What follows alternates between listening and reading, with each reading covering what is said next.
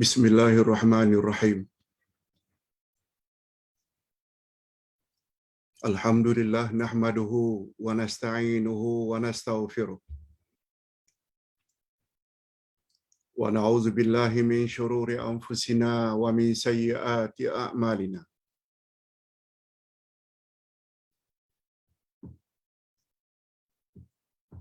May yahdihillahu fala mudilla lahu wa may yudlil fala hadiya lahu. Asyhadu an la ilaha illallah wahdahu la syarika lah wa asyhadu anna Muhammadan abduhu wa rasuluh la nabiyya ba'da. Allahumma salli wa sallim ala nabiyyina Muhammad wa ala alihi wa sahbihi ajma'in, amma ba'd. Hadirin dan hadirat serta para pemirsa yang saya hormati, Assalamualaikum warahmatullahi wabarakatuh.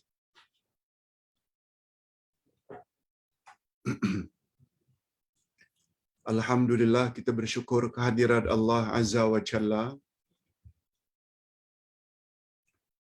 Pada pagi ini insya-Allah kita akan mempelajari dua nama Allah,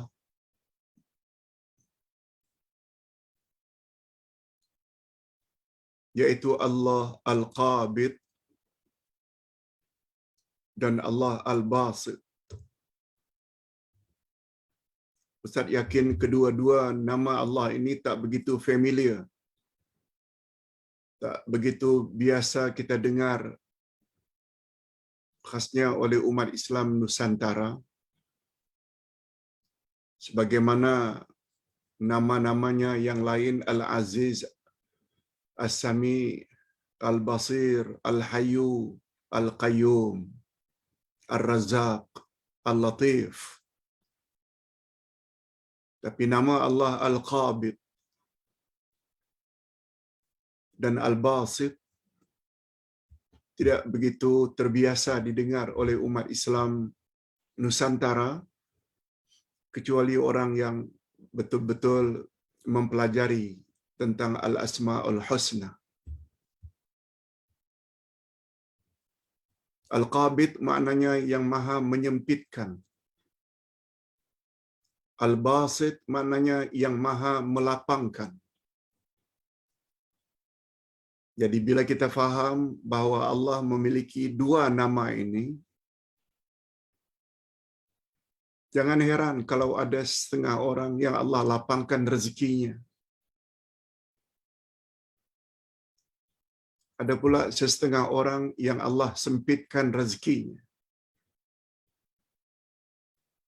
Memang itu peranan Allah.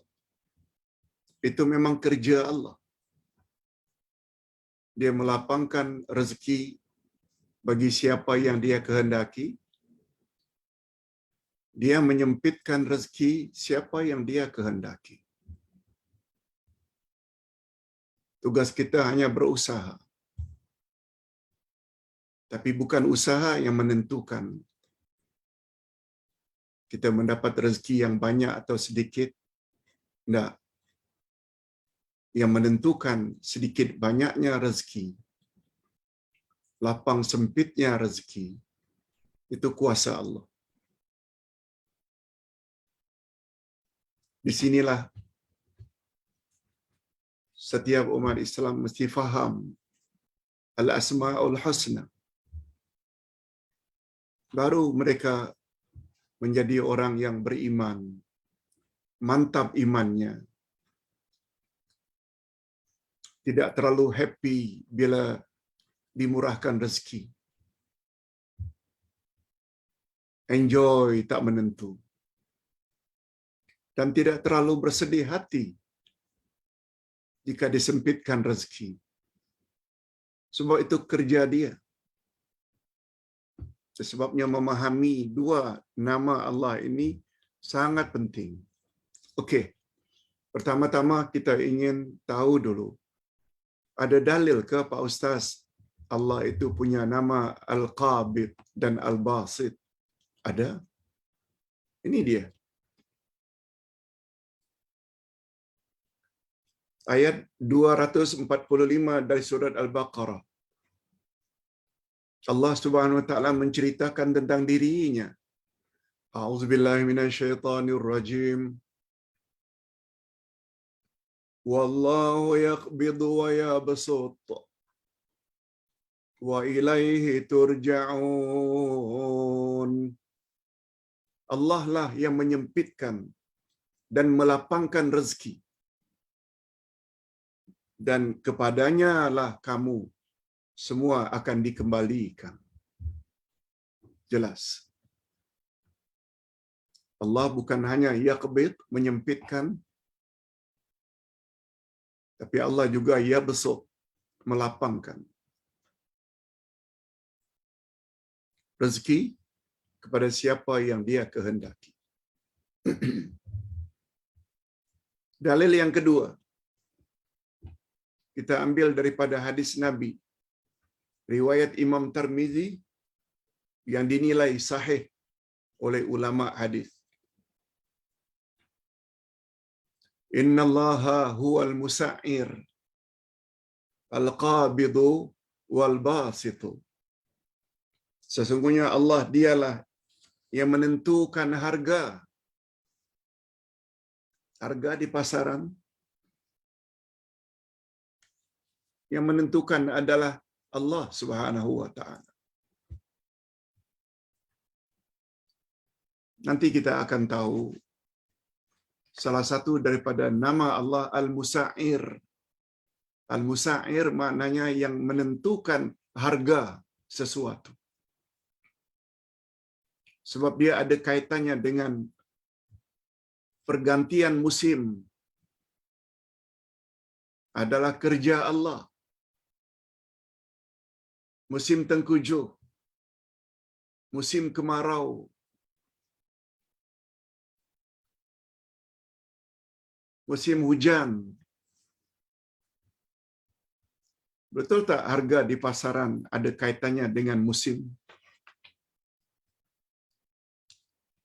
Kalau buah-buahan, durian, dukung, rambutan sedang banjir, harganya murah. Tapi kalau bukan pada musimnya atau musim kemarau, harga di pasaran buah-buahan menjadi tinggi. Ada kaitan tak dengan musim? Sedangkan musim itu yang menentukan adalah Allah. Okey, itu pembahasan khas nanti kalau kita sampai ke bahagian nama Allah Al-Musa'ir.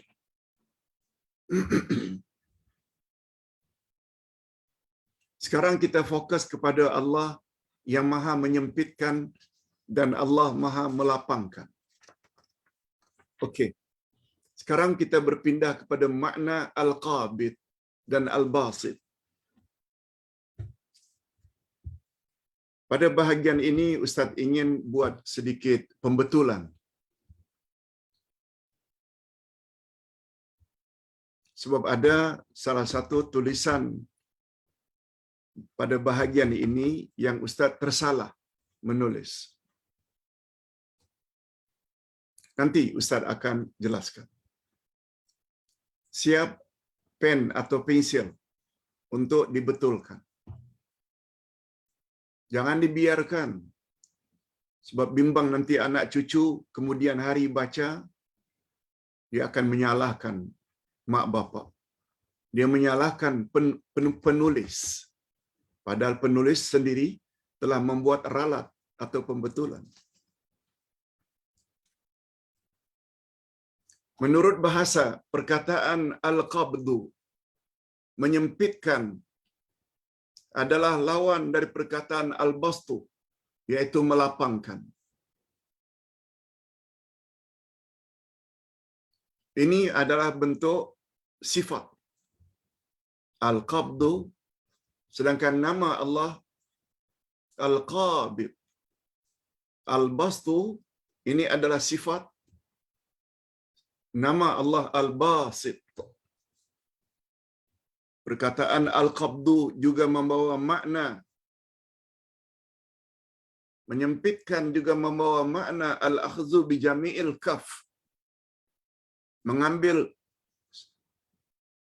sesuatu dengan genggaman tangan, segenggam.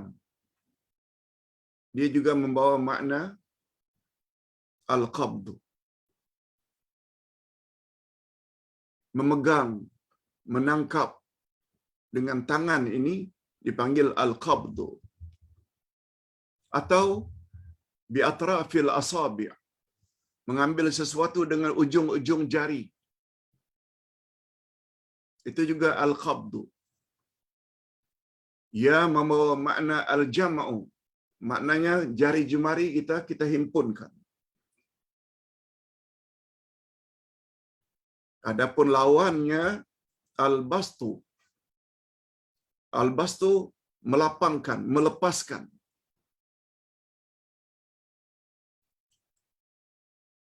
Al-bastu lawan daripada al-qabdu,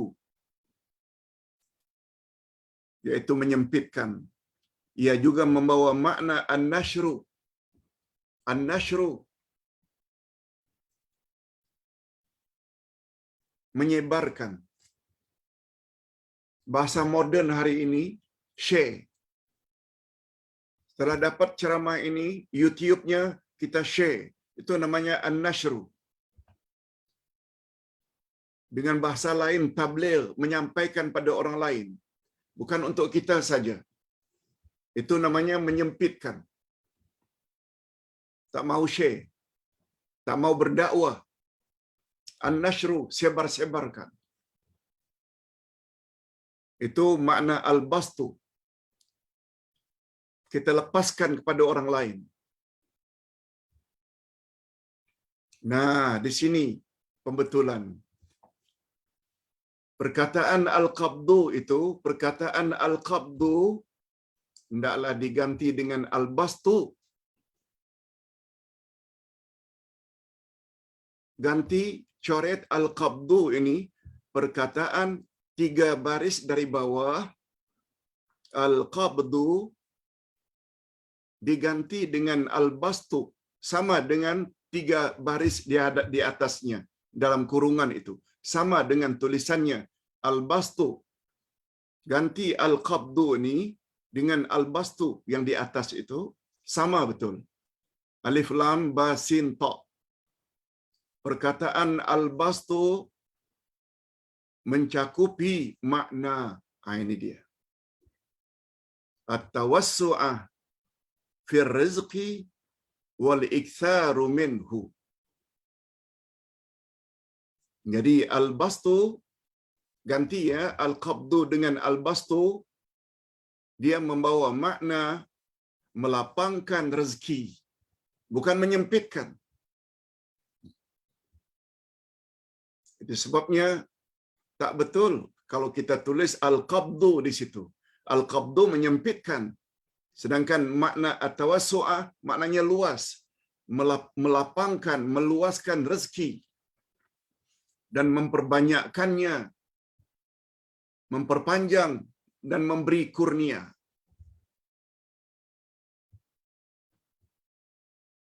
Sudah dibetulkan?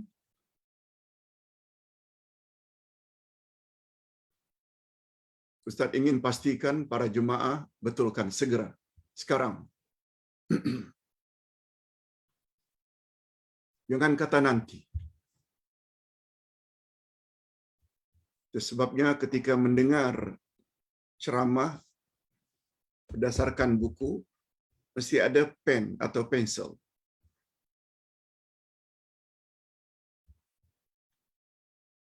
Supaya kita dapat perubahan langsung, directly.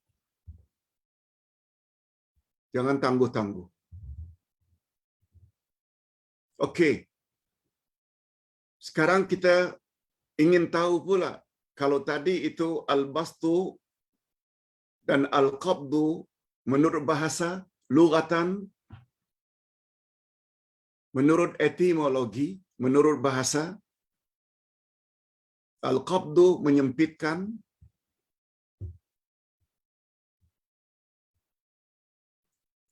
lawannya al-bastu melapangkan, meluaskan. Itu baru sudut bahasa. Sekarang kita ingin tahu apa makna al-qabdu dan al-bastu menurut syarak, menurut istilah agama. Ini dia. Adapun al-qabidu yang maha menyempitkan dan al-basitu yang maha melapangkan menurut istilah syarak atau istilah agama, maka maksudnya adalah sebagaimana berikut. Ini luas maknanya. Kalau tak salah ada 8 di sini. Ustaz sebut.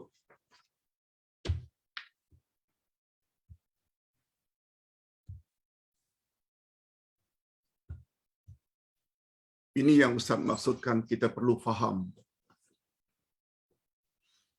Bukan hanya sebut saja.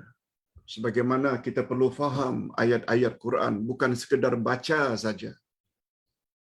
Walaupun juga dapat pahala,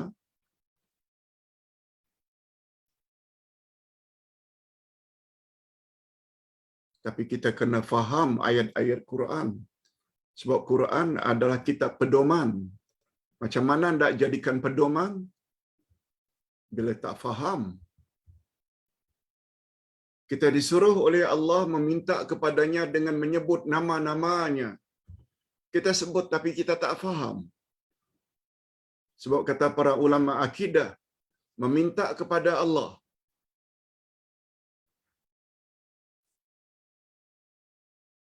Sangat bagus bila kita sebut nama-nama Allah.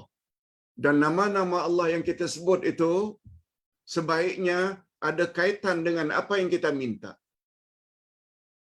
Minta murah rezeki, panggil Ya Razak. Minta lembutkan hati, panggil Allah Ya Latif. Minta dikasihani dan disayangi, panggil Allah Ya Rahman Ya Rahim.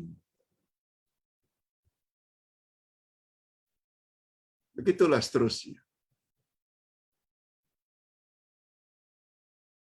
Okey, dari 8 ini Ustaz akan sebut secara ringkas. Sila fokus.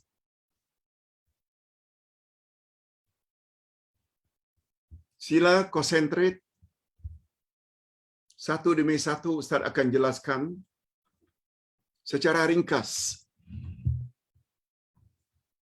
Pertama sekali Allah SWT melapangkan rezeki bagi siapa yang Dia kehendaki. Allahumma ja'alna minhum. Mudah-mudahan kita termasuk dalam golongan ini. Dan Dia menyempitkan rezeki siapa yang Dia kehendaki. Itu kuasa Allah. Dia melakukan kedua-dua sifat tersebut, melapangkan dan menyempitkan berdasarkan kuasanya dan keadilannya sesuai dengan hikmah kebijaksanaannya. Allah bila buat sesuatu mesti ada hikmah di baliknya. Mengapa kita hidup tidak kaya-kaya? Sebab ada kemungkinan bila dikayakan kita lupa Tuhan. Berapa banyak hari ini orang kaya ingin mencari kekayaan dari cara yang tidak dibenarkan oleh agama, mencuri, rasuah, merompak.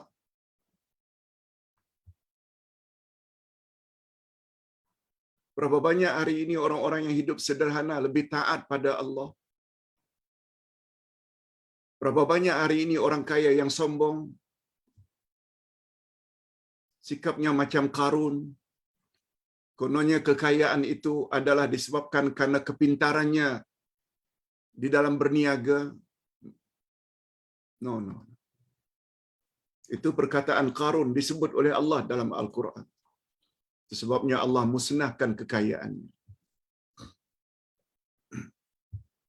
Dia lupa bahawa yang melapangkan rezekinya itu adalah Allah. Allah Subhanahu Wa Taala sebut dalam Al-Quran. Lihat rujukan kita Al-Quran. Macam mana nak jadikan pengajaran bila Quran tak faham? Walau basatallahu rizqa li'ibadihi la baghaw fil ardh. walakin yunazzilu biqadarin ma yasha. Dan jikalau Allah melapangkan rezeki kepada hamba-hambanya, tentulah mereka akan melampaui batasan di muka bumi. Sombong. Kalau Allah bagi saja apa yang mereka minta. Tetapi Allah menurunkan apa yang dikehendakinya dengan ukuran. Biqadarin. Dengan ukuran. Oleh sebab itu orang yang faham dengan nama Allah Al-Qabid, Al-Basit, dia tidak lekas menggelabah. Berapapun dia dapat hasil usahanya, dia akan jadi orang yang qanaah. Qanaah maknanya merasa puas hati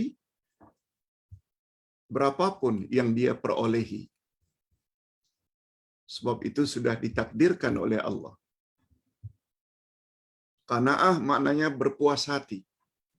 Dapat rezeki banyak ke, sedikit ke, sederhana ke, terima dengan reda hati.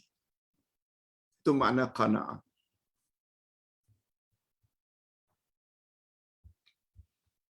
Itu sebabnya kata Sayyidina Ali, ciri-ciri orang yang bertakwa ada 4. Ini menurut Sayyidina Ali, salah seorang khulafaur rasyidin.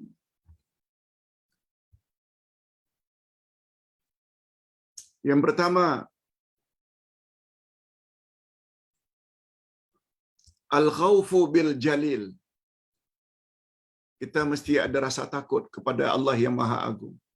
Al-khawfu bil jalil. Yang kedua, al-amal bit tanzil.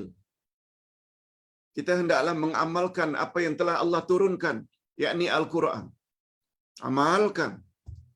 Bukan setakat baca. Suruhan-suruhan Quran buat. Larangan-larangan Quran jauhi. Yes. Sebagai manifestasi dari rasa takut, kita buat apa yang Allah suruh, jauhi apa yang Allah larang, yang tertera dalam Al-Quran. Baru yang ketiga, al-iqna' bil qalil. Merasa puas hati mendapat rezeki walau sedikit. Al-iqna' dari kata qana'ah bil qalil, walaupun rezeki itu sedikit, berpuas hati. Baru yang keempat, wal isti'dad liyaumir rahil.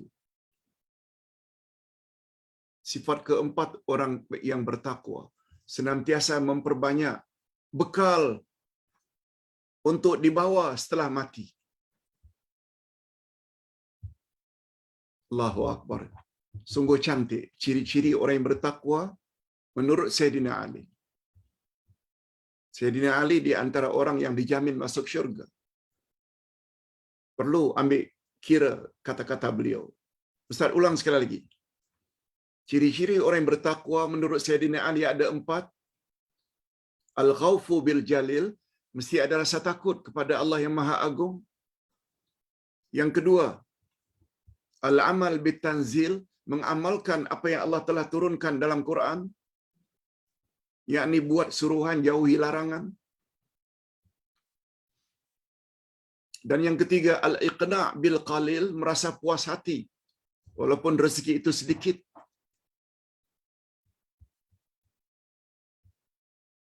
Bukan orang yang apabila dapat nikmat happy, gembira. Bila dapat rezeki sedikit menyumpah-nyumpah. No, itu bukan sifat orang yang bertakwa. Dan yang keempat, senantiasa memperbanyak bekal untuk sesudah mati. Mudah-mudahan kita semua termasuk dalam golongan ini. Yang kedua, makna al-qabid dan al-basit. Dialah yang menyempitkan jiwa seseorang sehingga dirasakan bagaikan sedang mendaki ke langit. Betul tak? Bila kita mendaki ke langit, kapal terbang, semakin tinggi semakin kurang oksigen. membuat kita susah bernafas. Allah dah sebut dah dalam Al-Quran. Dan dia pula lah yang melapangkan jiwa seseorang. Macam mana cara untuk melapangkan, untuk mendapatkan jiwa kita, dada kita menjadi lapang? Al-Quran. Ayat 57 dari surat Yunus. Allah berfirman, Ya ayuhan nas, qad ja'atkum mau'izatun min rabbikum wa shifa'un lima fis sudur. Wahai sekalian manusia,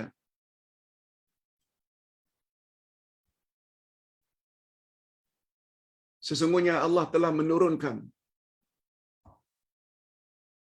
nasihat untukmu, yaitu Al-Quran. Dan peranan Quran, yaitu sebagai penawar apa yang ada di dalam dada. Sebabnya bila kita faham Al-Quran, laksanakan kehendaknya dalam hidup, jiwa akan tenang. Itu maknanya lapang dada. Allah Subhanahu wa taala berfirman dalam Al-Quran menyebut tentang yang melapangkan dan menyempitkan dada ini kerjanya Allah. Ini dia. فَمَنْ يُرِدِ اللَّهُ أَنْ يَهْدِيَهُ يَشْرَحْ صَدْرَهُ لِلْإِسْلَامِ وَمَنْ يُرِدْ أَنْ يُضِلَّهُ يَجْعَلْ صَدْرَهُ ضَيِّقًا حَرَجًا كَأَنَّمَا يَصَعَّدُ فِي السَّمَاءِ. Siapa yang Allah berkehendak untuk melapangkan dadanya,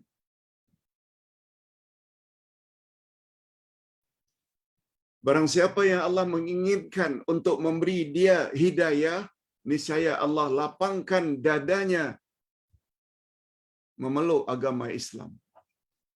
Alhamdulillah. Kita telah memeluk agama Islam, maknanya Allah telah berkehendak untuk menjadikan kita mendapat hidayah.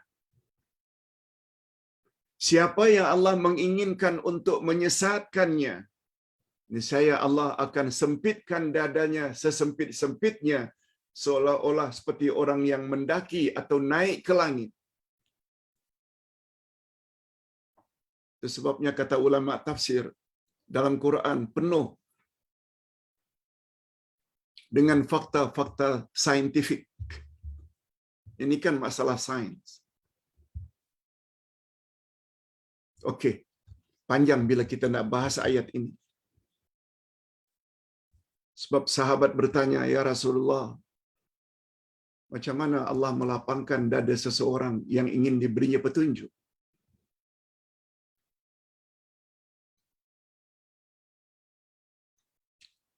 Bagus, sempena kita sudah sebut. Nabi jawab,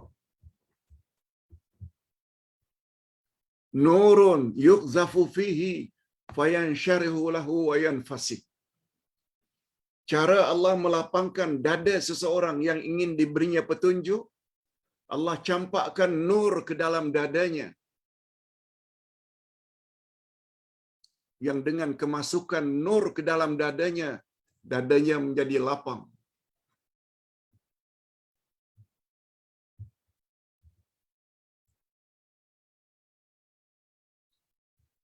Dan barang siapa yang Allah ingin menyempitkan, barang siapa yang Allah ingin sesatkan orang itu, Allah tidak campakkan nur ke dalam dadanya, sehingga dadanya menjadi sempit. Betul tak ruangan ini menjadi luas karena ada cahaya, nur? Kalau gelap kita rasa sempit. Ustaz teruskan. Sahabat bertanya lagi, Ya Rasulullah, macam mana cara Allah memasukkan nur ke dalam dada seseorang?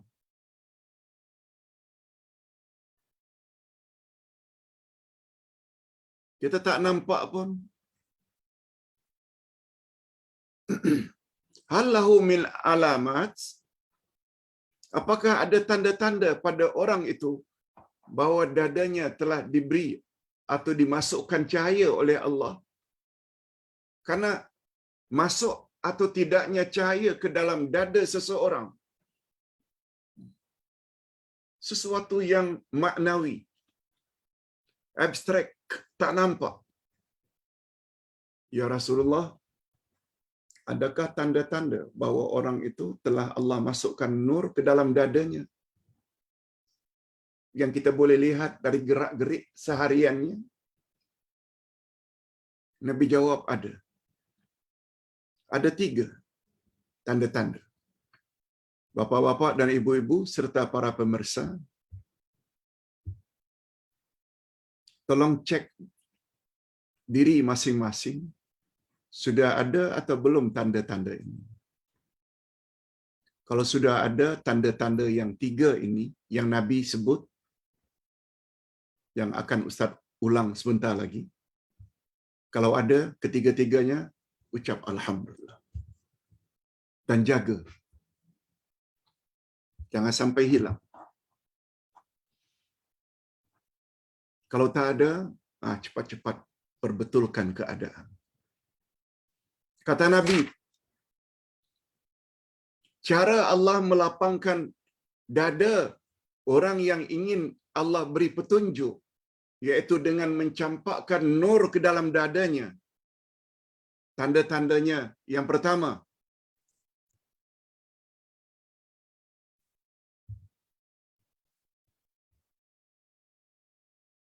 al-inabah ila daril khulud. Dia senantiasa fikir tentang alam yang kekal abadi. Apa maknanya? Banyak fikir mati. Itu maknanya alam yang kekal abadi, kan setelah bangkit dari kiamat. Pertama, al-inabah ila daril khulud. Dia senantiasa fikir tentang alam yang kekal abadi. Yang kedua, at-tajafi an daril ghurur. Dia tidak begitu terpengaruh dengan kemanisan hidup yang sementara ini. Dia tidak terkejar-kejar kemewahan hidup di dunia yang sementara ini. Yang kalau ingin kaya raya, dia akan himpun duit sebanyak-banyaknya walaupun melalui rasuah. Itu orang yang pendek akal. Sebab dia tak fikir dia mesti bertanggungjawabkan nanti di akhirat.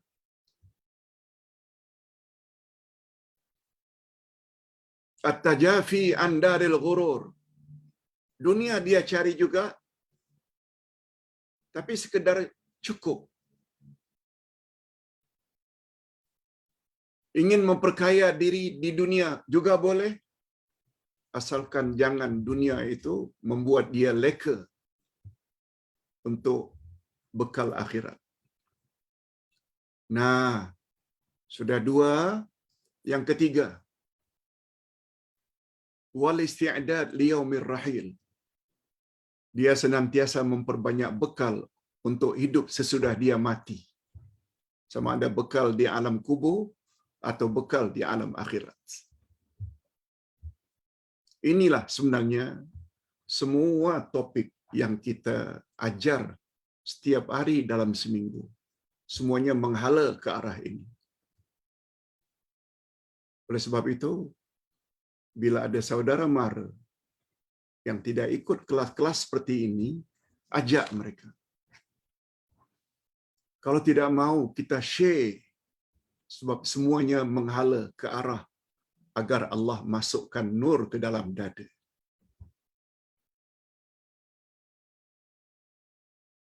Sudah dengar? Sudah catat? Tanya diri masing-masing. Yang 3 itu sudah ada atau belum? Jangan jawab. Jawab dalam hati sendiri. Sudah ada atau belum? Kalau sudah ada, pelihara baik-baik. Kalau tak ada, tolong lengkapi. Okey, ini yang Ustaz katakan, kalau kita tidak jelaskan ayat ini panjang jadinya. Yang ketiga, Nama Allah Al-Qabid dan Al-Basit. Allah menggenggam dan melepaskan dengan kedua-dua tangannya yang hakiki bagi siapa yang dia kehendaki. Demikian juga bumi dan langit yang tinggi. Juga bumi dan langit yang tinggi. Semuanya terserah kepada Allah. Dia tidak genggam ke, dia tidak lepaskan ke, dia tidak pelihara ke langit dan bumi, dia tidak hancurkan ke. Yes, boleh dengan makna itu. Serah pada Allah. Itu sebabnya apabila hari kiamat, langit akan pecah. Planet demi planet akan berbenturan, aksiden. Air laut akan naik, tak dapat dikontrol. Itu gambaran kiamat. Sudah atau belum buat persiapan menghadapi hari itu? Yang hari itu boleh datang anytime. Kalau tak kiamat besar pun, kiamat kecil, yaitu kematian. Allah berfirman, wal ardu jami'an qabdatuhu yaumal qiyamati was samawati matwiyatun biyaminih. Padahal bumi seluruhnya dalam genggamannya pada hari kiamat. Dan langit digulung dengan tangan kanannya. Ada perkataan tangan. Menurut keyakinan kita, bila Allah sebut dia ada tangan, memang dia ada tangan. Asal jangan samakan tangan dia dengan tangan makhluk. Selesai. Ini penjelasan singkatnya ini. Tangan Allah di sini diartikan dengan makna yang hakiki, makna yang sebenarnya, dengan kaifiat yang layak dengan kesempurnaan Allah dan keagungannya. Adapun menggenggam dan melepaskan tangan pada hak kita makhluk, kita kalau menggenggam melepas itu dah jelas dah. Kita tahu caranya, tahu kaifiatnya. Kalau gini menggenggam, kalau ini melepas. Tetapi tangan di sisi Allah yang termaktub, sudah termaklum. Kita wajib yakini Allah memang ada tangan. Tapi macam mana tangan Allah? Jangan bincang. Sebagaimana kata-kata Imam Malik, beriman kepada tangan Allah itu sudah termaklum. Bagaimana tangan Allah kita majhul, kita jahil. Yang mustahak, jangan samakan tangan Allah dengan tangan makhluk. Selesai. Tak timbul dituduh sebagai mujassimah. Yang keempat, Allah membentangkan tangannya dengan maksud. Allah membentangkan tangannya juga membawa maksud. Allah menerima tobat dari hamba-hambanya. Ini hadis Nabi. Sesungguhnya Allah Azza wa Jalla membuka tangannya pada waktu malam untuk menerima tobat pelaku dosa di waktu siang. Dan dia membuka tangannya pada waktu malam. Dia membuka tangannya menerima tobat pada waktu siang. Bagi siapa yang telah melakukan dosa pada waktu malam. Begitu juga sebaliknya. Dia membuka tangannya pada waktu siang untuk menerima tobat pelaku dosa pada waktu malamnya. Sehingga matahari terbit dari baratnya, yaitu hari kiamat. Bila kiamat, tutup pintu tobat. Dia juga boleh membawa makna Allah membuka dan menutup dengan makna membuka peluang untuk kita bertobat. Yang kelima, Allah meluaskan ilmu bagi siapa yang dia kehendaki. Demikian juga dalam hal kejadian. Dan dia jugalah yang melakukan sebaliknya ke atas siapa yang dia kehendaki. Sebagai ujian atas dasar kebijaksanaannya.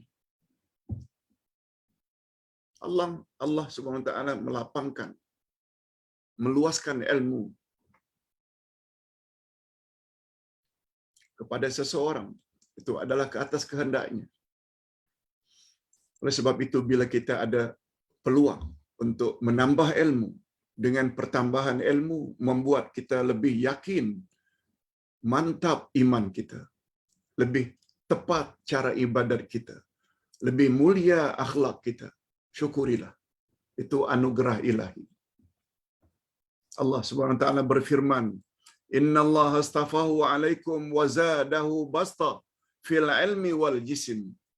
Sesungguhnya Allah telah memilihnya menjadi rajamu dan menganugerahkan ilmu yang luas dan tubuh yang perkasa.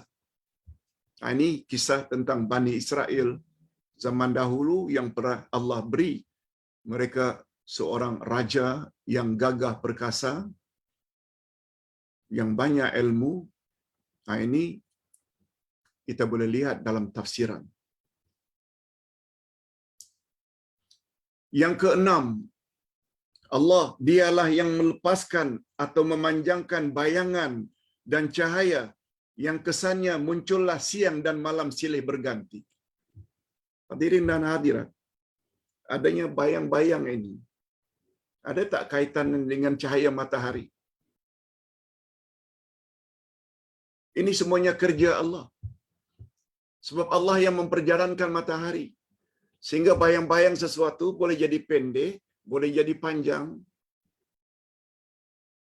Dari situ kita dapat mengetahui bila masuk waktu asar, bila masuk waktu zuhur, bila masuk waktu maghrib.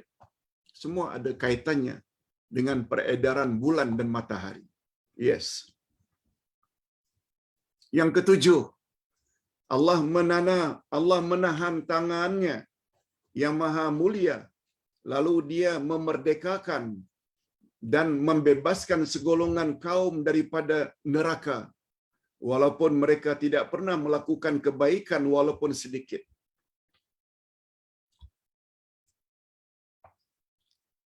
Allah Subhanahu wa taala menahan tangannya yang maha mulia, tidak menyiksa, malah memerdekakan mereka yang ada dalam neraka. Itu sebabnya Ustaz pernah sebut, yang boleh tolong kita nanti di akhirat ada 3. Apa dia 3 itu? Pertama, amal saleh sendiri. Menghadirkan diri dalam majelis ilmu seperti ini, dengan dengar dengan tekun, konsentrasi. Rasulullah bersabda dalam hadis sahih, siapa rajin ke majelis ilmu, niscaya Allah permudahkan baginya jalan ke syurga. Itu amal. Kita berzikir, kita baca Quran, itu amal. 1. Yang kedua, syafaat. Allah izinkan orang-orang tertentu untuk menolong kita di akhirat nanti, yang dipanggil dengan syafaat. Antara lain orang yang telah mendapat jaminan izin dari Allah untuk menolong manusia yang berdosa adalah Nabi Muhammad. Itu namanya syafaat. Yang ketiga, ini bukan amal kita, bukan syafaat dari sesiapa. Yang ketiga ini namanya rahmat Allah. Allah boleh keluarkan siapa saja yang dia kehendaki dari neraka untuk dimasukkan ke dalam syurga. Walaupun seseorang itu telah divonis, ditetapkan masuk neraka, berkat rahmat Allah, Allah boleh halang tidak jadi masuk neraka. Itu namanya rahmat Allah. Ini juga membawa makna Allah lapangkan, Allah tahankan tangannya dengan membawa makna tersebut. Bapak-bapak dan ibu-ibu, mudah-mudahan kita semua mendapat ketiga-tiganya. Selain amal kita diterima oleh Allah, yang kedua kita berpeluang untuk mendapat syafaat Nabi Muhammad sallallahu alaihi wasallam. Dan yang ketiga, kita juga layak mendapat rahmat Allah. Allahumma ja'alna minhum. Ya Allah, masukkanlah kami ke dalam golongan tersebut. Yang ke-8, yang terakhir. Dialah Allah yang mengambil sedekah dan zakat daripada orang-orang kaya. Lalu dialah yang menyalurkan sedekah atau zakat tersebut kepada orang-orang yang fakir dan miskin. Sebagaimana dia menahan dengan mengharamkan sesuatu, dan dia pula lah yang melapangkan dengan menghalalkan sesuatu. Dia menahan, jangan ambil itu sebab itu rasuah. Jangan ambil itu sebab itu riba. Jangan makan benda itu sebab itu hasil curian. Dia yang tetapkan. Carilah rezeki yang halal, bertani ke, nelayan ke, berniaga ke, bekerja ke di tempat-tempat sehingga dapat gaji yang halal untuk menyara anak isteri, silakan. Malah Rasulullah sallallahu alaihi wasallam menyebut mencari rezeki yang halal itu wajib. Talabul halali faridatun ala kulli muslim. Mencari rezeki yang halal wajib ke atas setiap orang Islam. Sebab mereka bukan malaikat. Mereka perlu makan, minum, pakaian, kenderaan. Mereka juga ada isteri, ada anak-anak, ada cucu yang wajib mereka sara. Tapi pastikan income itu yang halal. Malah Allah melalui lisan Rasulnya memberi amaran, kullu lahmin nabata minal haram fannaru awla bihi. Setiap daging yang tumbuh hasil pemakanan yang haram, nerakalah tempatnya yang lebih utama. Na'udzubillah min dzalik. Okey. Di sini ada sedikit kisah dalam Al-Quran. Karena kisah ini agak panjang, sedangkan kita kesuntukan masa. Boleh Ustaz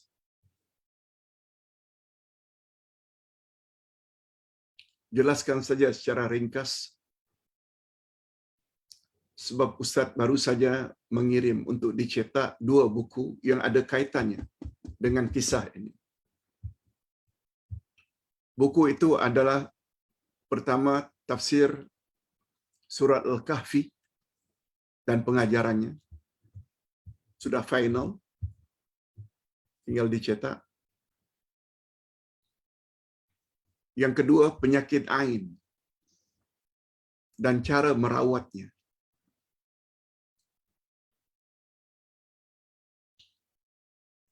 Kedua-dua buku itu ada menyebut tentang kisah ini. Ringkasnya begini. Zaman dahulu ada 2 orang adik-beradik. Si abang kaya, punya kebun yang luas, yang menghasilkan banyak buah-buahan, anggur, korma. Yang kedua, adiknya ini miskin. Cuma bezanya yang kedua ni bukan sekedar kaya miskin. Yang kaya ini kafir. Yang miskin ini mukmin, beriman. Yang kaya ini sombong. Ketika dia masuk kebunnya yang subur, rendang, banyak hasilnya, dia kata, aku kira kebunku ini tidak akan binasa.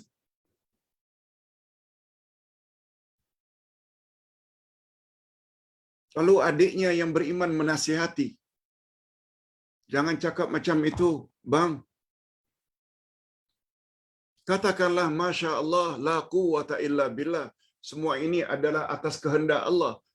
Kita tidak ada daya, tidak ada kekuatan kecuali dengan izin Allah. Ya tidak.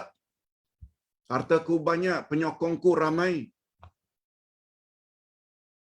kalaupun nanti aku mati, nanti setelah mati aku akan dapat lebih daripada yang sekarang. Sombong. Adik yang beriman kata, jangan cakap macam itu, bang. Allah bila hendak ambil kebun abang ini, Allah boleh turunkan petir sehingga semuanya terbakar.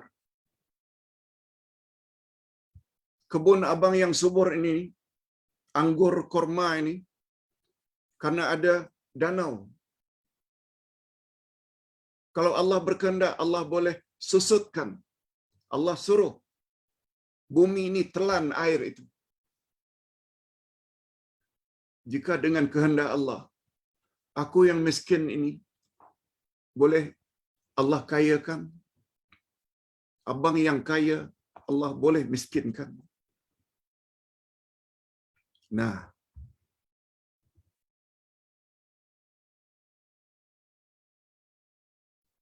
itu kisah dalam surat Al-Kahfi. Seseorang yang apabila menyombongkan dirinya, tidak meletak sesuatu pada kuasa Allah,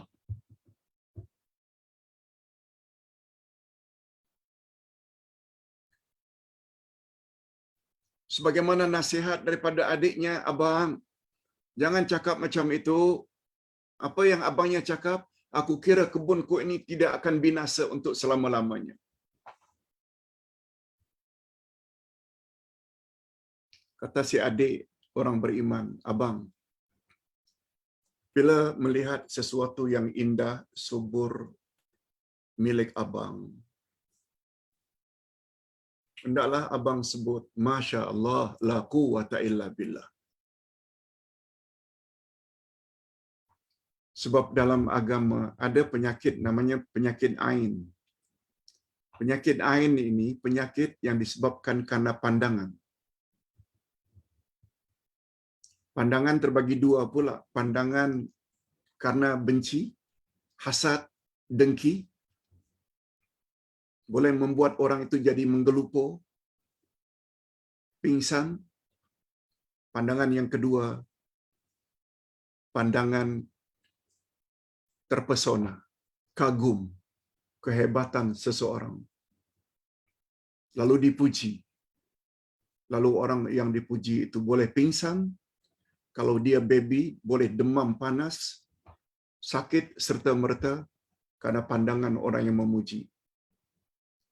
Comelnya budak itu, gemuknya badannya, sehatnya, itu namanya penyakit ain. Tetapi kata Allah Subhanahu wa taala, begitu juga kata Nabi sallallahu alaihi wasallam, apabila kita ingin memuji sesuatu, kita awali dengan Masya Allah, la quwwata illa billah. Semua ini adalah atas kehendak Allah. Dia sehat, dia comel, cantik, handsome. Tidak ada daya kita, tak ada kekuatan kecuali dengan izin Allah. Itu semua dapat penghalang daripada penyakit ain. Atau dengan kata lain, Barakallahu fiik. Diawali dengan Barakallahu fiik. Handsome-nya awak hari ini, tak mengapa insya-Allah. Masya Allah, la quwwata illa billah. Comelnya anak awak ini, boleh saya pegang sebentar? Tak mengapa. Dengan membaca Masya Allah, la quwwata illa billah. Atau Barakallahu fiik.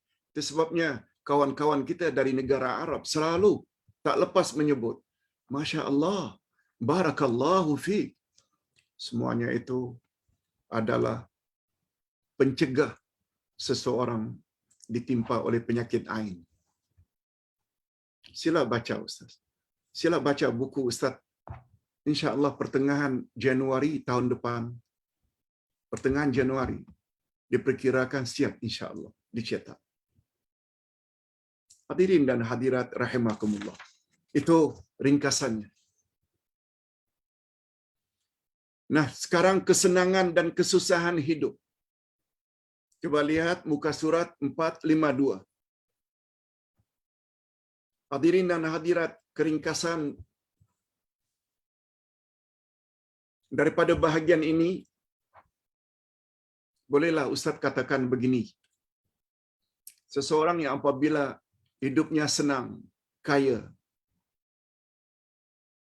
jangan sekali-kali mendakwa kononnya dirinya mendapat reda Allah. Sebaliknya, apabila seseorang hidup miskin dan susah, tidak semestinya orang itu dibenci oleh Allah. No.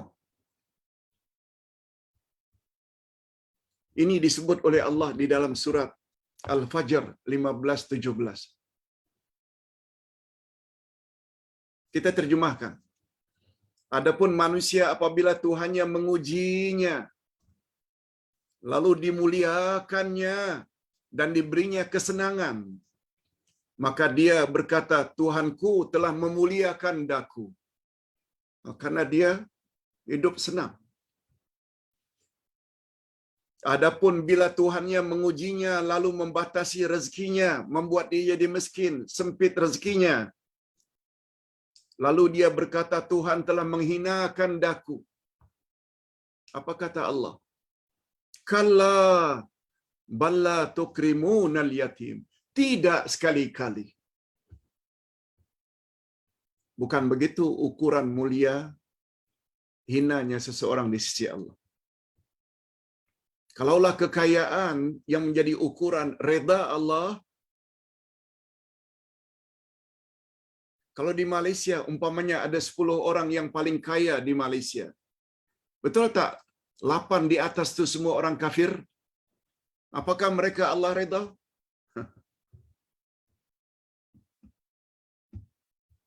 Bill Gates, Soros, orang-orang kaya di dunia, apakah itu orang yang Allah redai? No, bukan itu ukuran. Apalagi Nabi Muhammad sallallahu alaihi wasallam bersabda,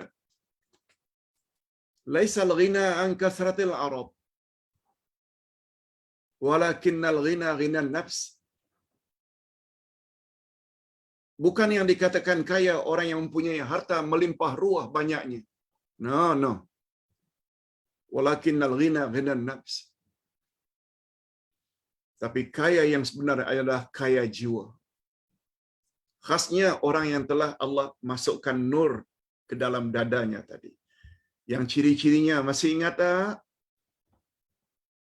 Dia senantiasa ingat alam yang kekal abadi.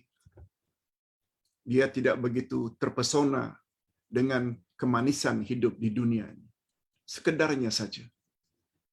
Dan yang ketiga, dia senantiasa memperbanyak bekal untuk akhirat. Itu dia orang kaya yang sebenar. Baik, hadirin dan hadirat, boleh baca sendiri ayatnya. Nah, sekarang kita sampai ke bahagian yang terakhir, yang paling penting sebelum doa. Kesan beriman kepada dua nama Allah tadi, Al-Qabid dan Al-Basit. Apa kesan positifnya? Ini dia. Setelah 1 jam kita bercakap tentang dua nama Allah tadi, kalau betul-betul konsentrasi, dia mesti dapat membentuk jati diri kita. Akan jadi insan yang macam mana? Pertama sekali, kesan keyakinan seseorang yang mendalam terhadap dua nama Allah tadi, yakni Maha melapangkan dan Maha menyempitkan, maka dia akan menjadi orang yang sangat takut daripada dicabut oleh Allah kemanfaatan di dunia dan di akhirat.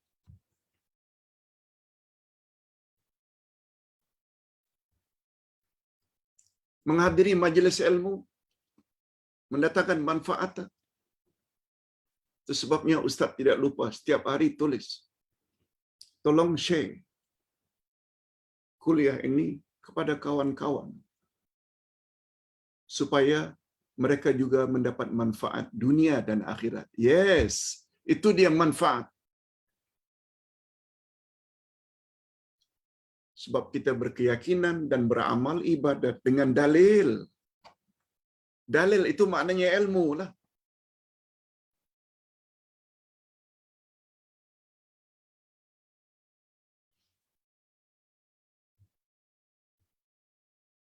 Lebih-lebih lagi manfaat akhirat, syurga, reda Allah, ampunan Allah, nikmat kubur.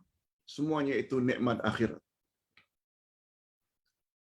Kalau kita betul-betul memahami dua nama Allah ini, Al-Qabid dan Al-Basit, kita akan jadi orang yang sangat takut kalau Allah cabut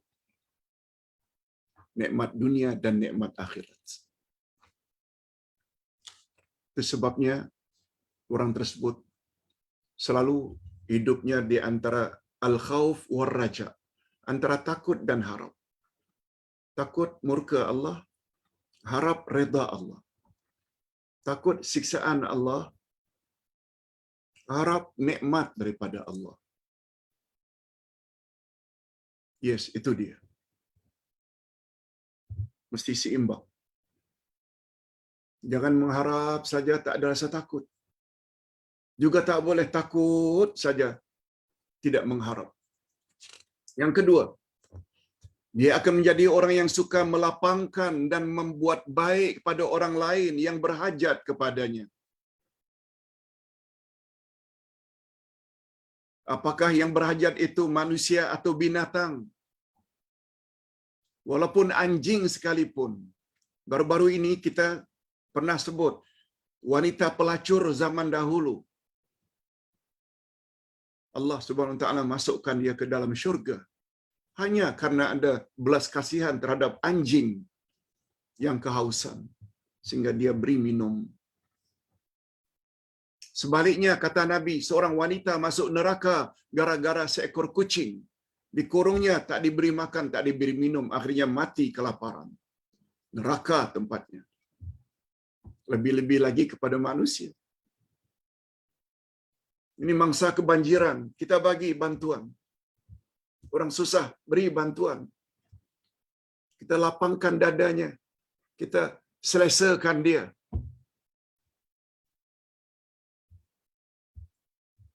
Karena Allah Subhanahu Wa Taala suka kepada perbuatan tersebut.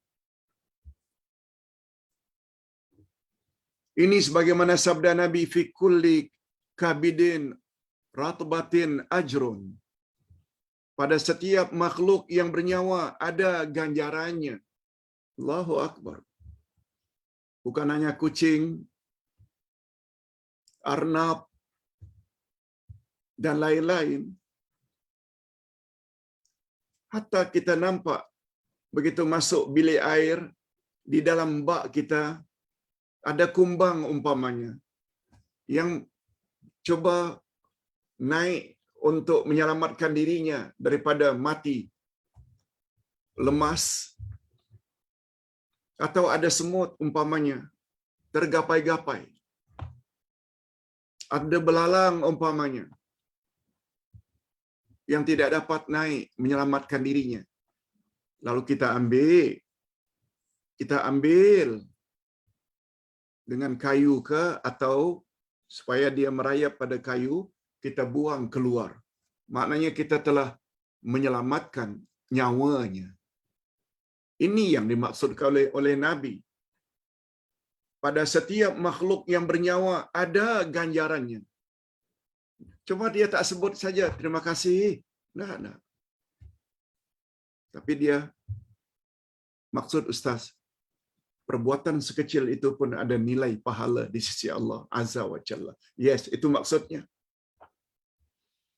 Mana binatang yang perosak, yang patut dibunuh-bunuhlah, tak mengapa. Ular ke, lipas ke, tikus ke, tak mengapa. Bagi binatang-binatang yang tidak berbahaya, selamatkan dia. Hadirin dan hadirat rahimakumullah. Yang ketiga, terakhir.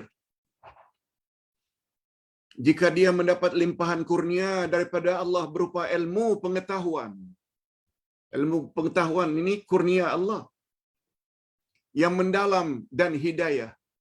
Dia dapat hidayah. Dia faham Quran, dia faham akidah.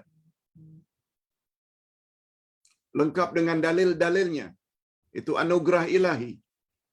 maka dia akan menyebarkannya dan memberi pencerahan kepada manusia lain sebagai tanda syukur atas anugerah Allah kepadanya. Itu sebabnya kita tidak boleh lokek dengan ilmu. Malah Rasulullah sallallahu alaihi wasallam bersabda, apabila seseorang yang mempunyai ilmu ditanya lalu dia tidak mau jawab, lalu disembunyikan kebenaran yang dia miliki, tidak beri jawaban, tak beri pencerahan, kelak di akhirat mulutnya akan dikekang dengan api neraka. Na'udzubillah min dzalik. Itu sebabnya kita disuruh share. Orang terima, alhamdulillah. Tak terima, tugas kita selesai. Dia akan senantiasa mengingatkan manusia agar mensyukuri nikmat Allah. Semalam kita dah bercakap dah. Masih ingat tak atau dah lupa? Nikmatani. Ustaz minta supaya dia hafal semalam.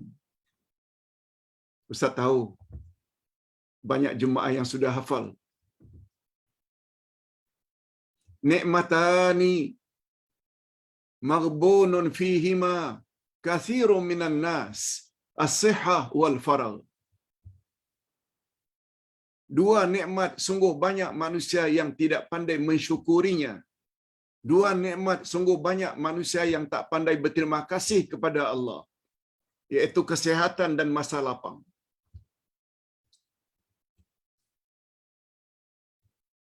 Semalam kita fokus kepada gunakan masa lapang sebaiknya. Gunakan masa kosong sebaiknya. Cuma Ustaz semalam tidak sentuh tentang masalah kesihatan. Kata pepatah Arab tentang manusia yang tak pandai bersyukur terhadap kesehatan. Apa kata orang Arab? La ya'lamun nasu ladzatas sihhah illa ba'dal marad. Saya ingat Ustaz tak sebut perkara ini semalam. Sebab kita fokus kepada masa kosong. Nah, Ustaz sebelum lupa nak tambah satu lagi tentang masa kosong ini yang semalam Ustaz belum sebut. Firman Allah, "Fa idza faragta fansab." Apabila awak ada masa kosong, isilah masa kosong itu dengan amal-amal yang berfaedah.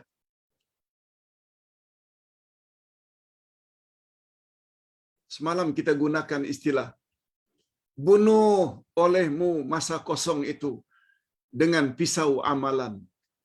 Allahu Akbar. Bunuh masa kosongmu itu dengan pisau amalan. Isi dengan amal maksudnya.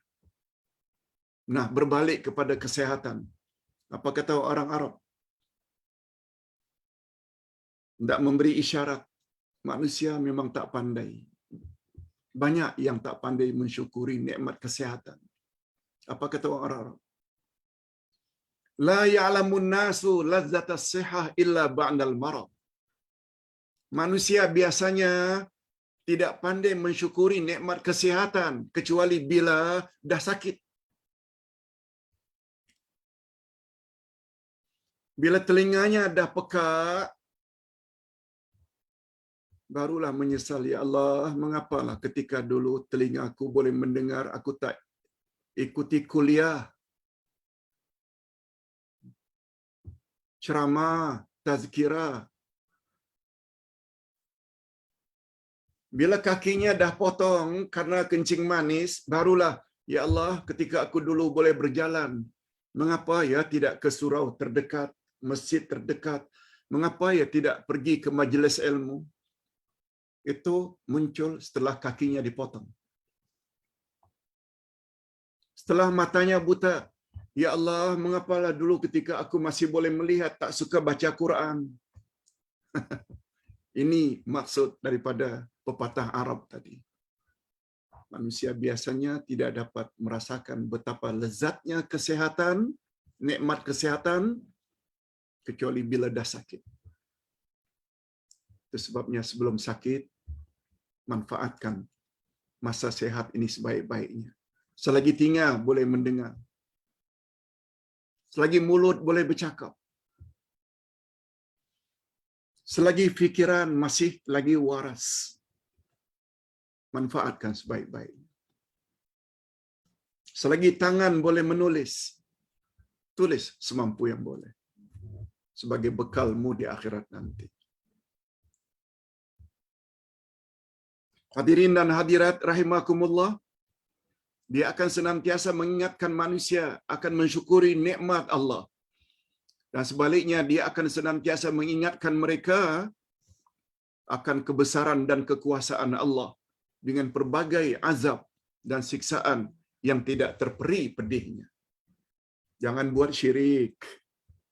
Syirik boleh menghancurkan segala amal salehmu.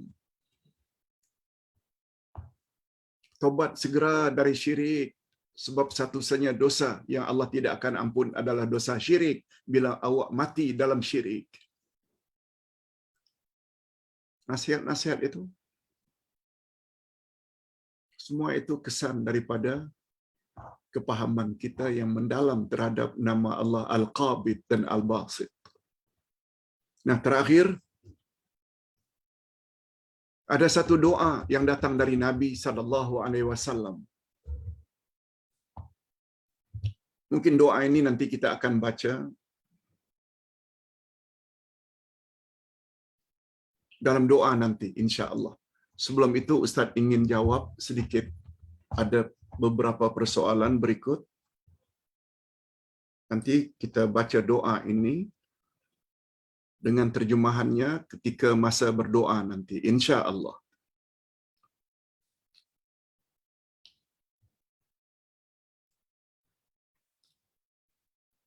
Pagi tadi muncul soalan, Pak Ustaz, saya hendak tanya, bila suami meninggal dunia, bolehkah isteri menghantar ke kuburan? Hadirin dan hadirat, isteri tidak boleh keluar rumah apabila suami meninggal. Namanya iddah kematian, 4 bulan 10 hari. Jadi begitu suami meninggal dunia, kita tidak boleh keluar rumah. Kecuali darurat. Darurat maknanya emergency, itu bab lain. Sebab ada kaedah ad-darurat tubihul mahzurat. Tak menghadiri hari pernikahan, hari pertunangan saudara mara, itu bukan darurat. Tapi kalau ke hospital, itu darurat karena sakit. Urusan bank, kebetulan bank itu akaunnya 2 nama, suami dan isteri. Isteri mesti datang ke bank, itu darurat. Tapi ke perkuburan itu bukan darurat. Tapi kalau sekedar karena jenazah itu dibawa ke surau untuk disalatkan dan rumah pula berdekatan dengan surau, insya-Allah itu dimaafkan. Wallahu a'lam. Ustaz punya pandangan sebaiknya jangan pergi ke kuburan untuk acara pengkebumian suami. Satu lagi pertanyaan. Pak Ustaz, apa pandangan Pak Ustaz? Saya ada sedikit kawan Kristian yang selalu greet us masa hari raya. Dia ucap selamat hari raya pada kita. Dia Kristian. Ada cara untuk greeting kawan-kawan saya yang orang Kristian itu, Pak Ustaz? Kita sudah sebut berkali-kali, malah kita dah kirim beberapa video. mengucap selamat hari Natal itu hendaklah dijauhi. Sebab setahu Ustaz, Natal itu maknanya kelahiran. Sempena kelahiran Nabi Isa, putra Maryam. Orang-orang Kristian beranggapan Isa itu anak Tuhan. Kita pula hendak ucap selamat hari Natal yang keyakinan mereka Isa itu adalah anak Tuhan. Bukankah itu dapat merosakkan keyakinan kita bahawa Allah itu lam yalid walam yulad? Belum lagi ayat lain menyebut pahaman Trinity itu adalah syirik, kufur. Lalu kita hendak ucap selamat. Pokoknya jangan sebut selamat hari Natal, Merry Christmas dan lain-lain. Oh, tapi mereka ucap selamat untuk kita, Pak Ustaz. Lain.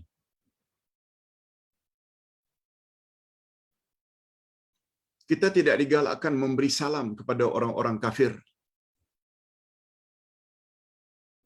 Tapi kalau mereka beri salam, serahlah. Kita dilarang memperingati hari-hari besar Kristian.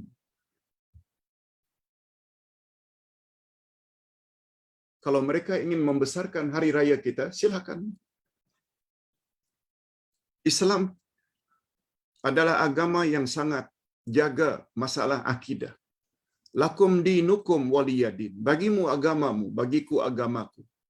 Masih ingat sebab mengapa surat Al-Kafirun turun? Yes. Ayat itu memberi isyarat tidak ada kompromi dalam bab akidah. Bagimu agamamu, bagiku agamaku.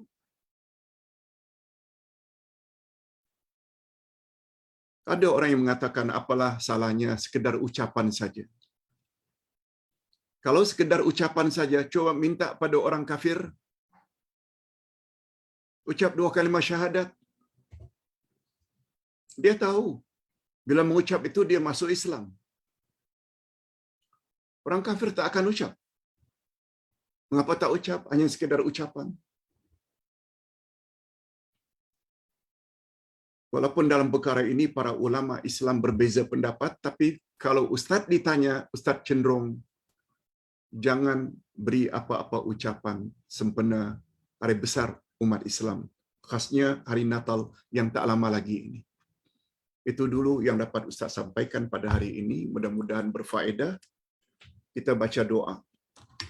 Dan Ustaz akan baca doa ini juga dan Ustaz terjemahkan. Tolong aminkan, mudah-mudahan kita termasuk ke dalam golongan orang-orang yang Allah beri sebagaimana maksud nama Allah Al-Basit dan Al-Qabid tadi. Walaupun barangkali tidak disebut di sini, tetapi dia membawa makna itu. Alhamdulillahirabbil alamin wassalatu wassalamu ala asyrafil anbiya'i wal mursalin wa ala alihi wa sahbihi ajma'in. Rabbana ighfir lana dzunubana wa liwalidina warhamhum kama rabbauna shighara. Ya Allah, ampunkanlah dosa kami dan dosa kedua ibu bapa kami. Dan cucurilah rahmat-Mu kepada mereka, ya Allah, sebagaimana mereka telah didik kami sejak dari kecil. Ya Allah, berilah kami pasangan hidup dan zuriat keturunan yang menyedapkan pandangan mata dan hati kami, dan jadikanlah kami pemimpin bagi orang-orang yang bertakwa. Ya Allah, sungguh banyak pengajaran yang dapat kami ambil dari pelajaran hari ini, yaitu tentang dua nama Engkau, Al-Basit dan Al-Qabid. Oleh sebab itu, ya Allah, kami memohon kepadamu. Allahumma lakal hamdu kulluhu. Allahumma la qabida lima basatta. Wala basita lima qabatta. Wala hadiya liman adlalta. Wala mudilla liman hadaita. Wala mu'tiya lima mana'ta. Wala mani'a lima a'taita. Wala muqarriba lima ba'atta. wala muba'ida lima qarrabta. Allahumma basit alaina min barakatika wa rahmatika wa fadlika wa rizqik. Ya Allah, bagimu semua pujian. Ya Allah, tiada yang dapat menahan terhadap apa yang Engkau ingin berikan. Dan tiada yang dapat memberi terhadap apa yang Engkau tahankan. Dan tiada yang mampu memberi hidayah atau petunjuk kepada siapa yang ingin Engkau sesatkan. Dan tiada yang dapat menyesatkan sesiapa yang Engkau beri hidayah atau petunjuk. Dan tiada yang mampu memberi apa yang Engkau tahankan. Dan tiada yang mampu menahan terhadap apa yang Engkau berikan. Dan tiada yang dapat mendekatkan terhadap apa yang Engkau jauhkan. Dan tiada yang dapat menjauhkan apa yang telah Engkau dekatkan. Ya Allah, limpahkanlah ke atas kami. Ya Allah, limpahkanlah ke atas kami sebahagian daripada keberkatan-Mu, kasih sayang-Mu, fadilat-Mu atau kurnia-Mu dan rezeki-Mu. Kami ulang sekali lagi, ya Allah. Allahumma basit alaina min barakatika wa rahmatika wa fadlika wa rizqik. Allahumma basit alaina min barakatika wa rahmatik wa fadlika wa rizqik. Ya Allah, limpahkanlah ke atas kami sebahagian daripada keberkatan-Mu, kasih sayang-Mu, fadilat-Mu atau kurnia-Mu dan rezeki-Mu. Birahmatika ya arhamar rahimin. Allahumma khtim lana bihusnil khatimah wa la takhtim alaina bisu'il khatimah. Ya Allah, akhirilah hidup kami dalam keadaan akhir yang baik, akhir dalam iman dan amal yang saleh. Dan tolonglah ya Allah, jangan Engkau akhiri hidup kami dalam keadaan akhir yang tidak baik, akhir dalam syirik, khurafat dan dosa. Na'udzubillah min dzalik. Wa sallallahu ala nabiyyina Muhammad wa ala alihi wa sahbihi ajma'in walhamdulillahi rabbil alamin. Subhanakallahumma wa bihamdik, asyhadu an la ilaha illa anta astaghfiruka wa atubu ilaik. Wassalamualaikum warahmatullahi wabarakatuh.